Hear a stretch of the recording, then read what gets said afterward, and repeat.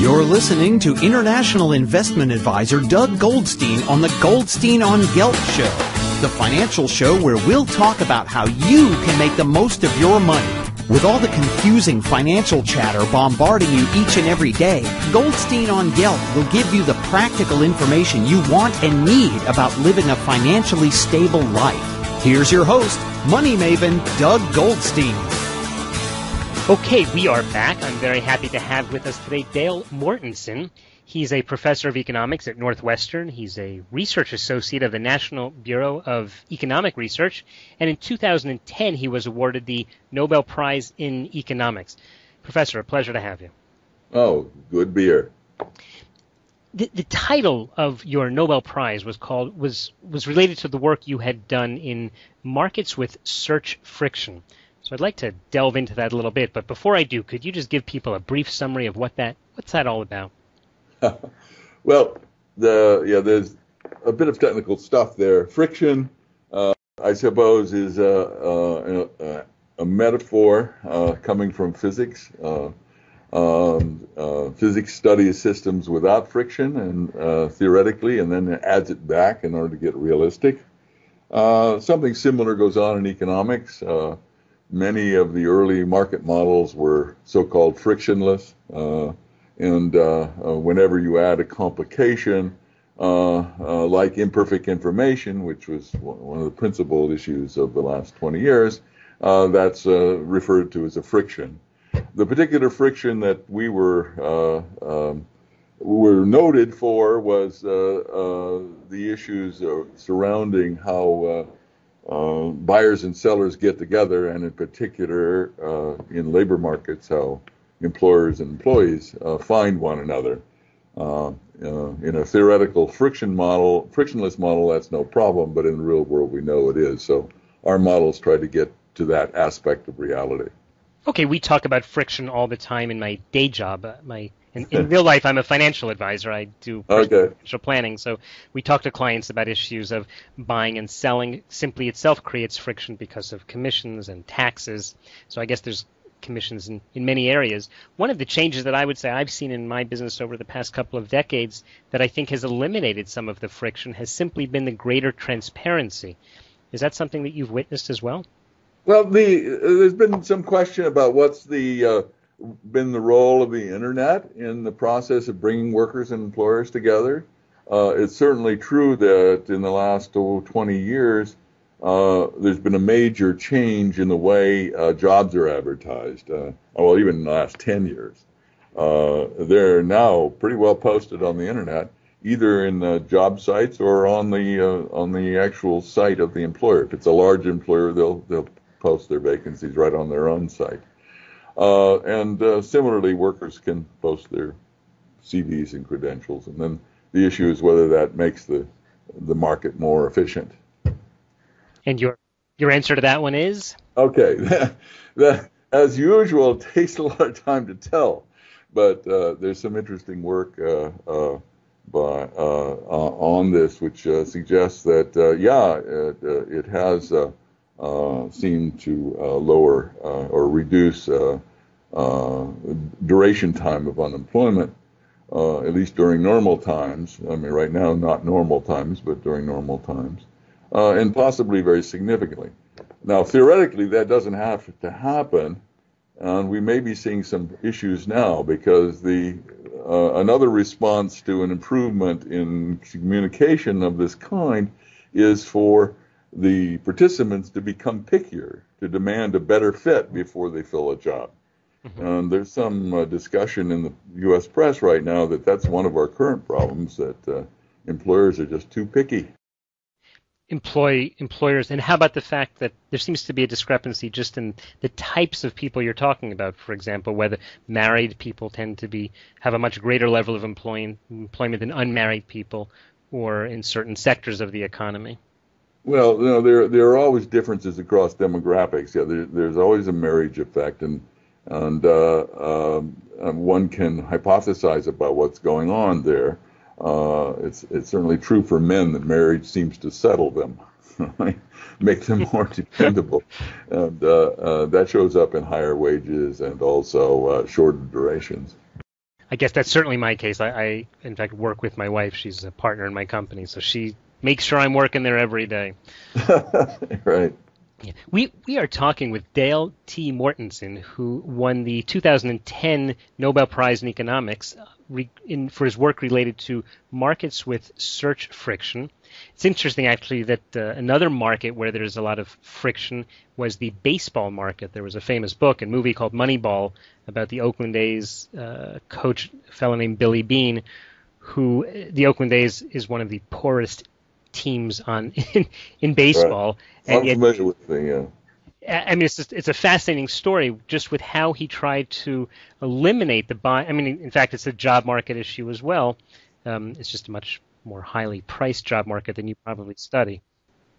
One of the controversial issues of, I think, what you've discussed is whether minimum wage is a benefit or a disadvantage in terms of employment and the friction. How do you see that working now? Minimum wage, in the traditional view, simply raised wages above what would otherwise be equilibrium, and therefore, by definition, caused unemployment. Our understanding now makes this much more subtle. There's going to be a possible employment effect of wages of minimum wage, but there also seems to be an offsetting effect on the employer side, essentially stimulating the arrangement of work to make workers more productive, so that they can earn more on the job. That too, of course, requires some investment on the employer side. So again, there may be some wash. But I mean, the main reason that minimum wages are popular, if you like, or is a perception in the public that it helps poor people, and it does, at least for those that are employed. I spent a lot of time in Denmark, and certainly the effect of the minimum wage is clear there. You don't have jobs that pay $5-10 an hour. Of course, one of the effects is you don't find someone to cut your lawn inexpensively. So but on the other hand, it sort of adds to the social cohesion. So it's a very complicated issue. So it's not necessarily a question of friction. We spoke on the show a while back with Walter Williams, who is a real opponent of minimum wage. Right. And he said he just felt that it was keeping people from getting jobs because companies simply don't want to pay more than someone's worth. Right. That's the traditional story coming from, say, right-wing economists. Most of us are, and that's positions based on theory. But if you actually go out and look at what's going on, it's hard to find evidence that's occurring in a massive way. I mean, work by Alan Kruger, who's current advisor to Obama, with co-authors. They have a famous book which actually provides evidence which says that effect it does not seem to be very large, if it's there at all. Okay. In your book, you actually recently came out with a book called Job Matching, Unemployment, and Wage Dispersion. And previously you've written about this question of wage dispersion. Why are similar workers paid differently? Are there certain industries that you see more of that than in others? Well, let me give a little bit background to that. What I was interested in was two phenomena that measures of firm productivity vary a lot across firms. There are more or less productive firms. And so do the average wages that firms pay. So I was interested in explaining why that might be true. And earlier theories that I had worked on suggested that those correlations should be there. And basically, the sort of theory says that more productive firms are willing and wish to pay more. The rationale for that is, for example, they can save on turnover costs by differentiating their pay across workers, and make it less likely that a worker will quit to someplace else. And since quits are more expensive for more productive firms, they're willing to do it. Mm-hmm. So that was basically a theoretical argument looking at very sort of macro level data. But more recently, colleagues and I have been looking at this at a more micro, at the actual firm level. And we find, yes, this is true.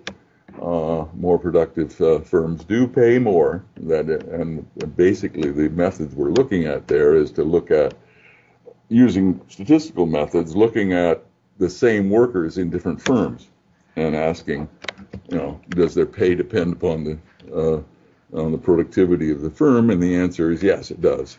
All right. Meaning that if a firm itself is more productive than people, the question is that it seems that people who are in similar jobs are getting paid differently. Yeah, well, let's say, well, now I know that similar workers are paid differently. That's what the statement says. All right. So you look at the same worker in different jobs, and in classical economic theory, they should be paid the same, and they're not. They're paid more in more productive firms. This is true across industries. I'm just looking at, maybe a little bit more true in manufacturing than in, say, real estate, but it's true across four rough groups that we've looked at: manufacturing, wholesale trade, transportation. I might say, by the way, that these studies are based not on U.S. data, but on Danish data. And the reason for that is availability of data. I see. And when you say more productive firms, do you mean more profitable firms? What does that mean, to be productive? Yeah, profit is a tricky concept because it's an accounting notion, not an economic notion. So what we mean in economics is, for the same input, a more productive firm gets more output. All right? Okay. And that can be measured in what the economists call TFP by looking at using production function techniques. The answer that workers get paid more in more productive companies, right? Quite frankly, it sounds a little obvious. Why would you not think that? Because traditional economic theory says that's not what should happen. Should be paid the highest wage they can be paid. They should find it immediately. All right, and so if two companies are both going to survive in the market, they should be paying the same for the same workers. I see, and that's where your friction research comes in. That's where the friction research says, okay, the friction can explain this dispersion in productivity. Then given the friction, you get these differences in wages. Mm-hmm. And then the issue is, what's underlying those differences in wages. Now, those differences in wages, of course, are not counterproductive because, all right, they're leading the worker to the right place, right? Mm-hmm. Oh, to the more higher-paying job, presumably. Yeah, he should be working in the higher-paying job if, in fact, that's where he's most productive. So in that sense, these market wages are working to direct resources in an appropriate way. Mm-hmm. Okay. It's very interesting. Dale, we are really just about out of time, but this is fascinating. I know. We've been talking to Dale Mortensen, who's a professor of economics at Northwestern University, won the 2010 Nobel Prize in economics. Dale, in the last few seconds, could you just tell people how can they follow your work? Well, of course, most of my work is rather technical, but if you want to find it, it's available on my webpage. The best way to find my webpage is to go to the Department of Economics at Northwestern, and there it'll be posted in the faculty section. Okay. Dale Mortensen, thanks so much for your time. You're welcome, and thanks for having me. You've been listening to the Goldstein on Gelt show with money maven Doug Goldstein. Doug's weekly radio show is heard around the world, but if you miss it, you can download the podcast at www.goldsteinongelt.com. The Goldstein on Gelt show gives you up-to-date financial ideas so you can get on the path to financial freedom. If you'd like your questions answered on the air or off, send Doug an email to doug@profile-financial.com. It's your money for your future, so join Doug every week to build your wealth on the Goldstein on Gelt show.